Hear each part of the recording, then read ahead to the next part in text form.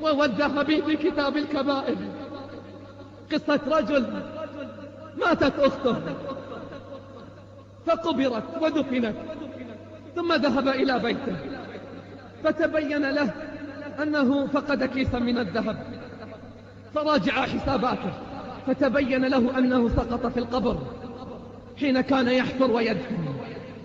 رجع ونبش القبر فإذا بالقبر نار تتأجج.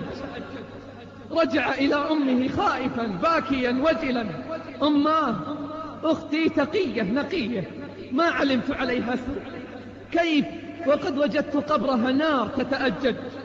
اسمع يا صاحب القلب، اسمع قبل فوات الأوان، اسمع وراجع الحسابات قبل أن تبكي دما. قالت الأم: أختك كانت تؤخر الصلاة عن وقتها، أختك كانت تؤخر الصلاة عن وقتها. هذا إن كان حال الذي يؤخرون، فكيف سيكون حال الذين ينامون عن الصلوات؟ كيف سيكون حال الذين لا يصلون؟ كم سمعنا عن وجوه قد اسودت، كم سمعنا عن أبدان قد تقطعت.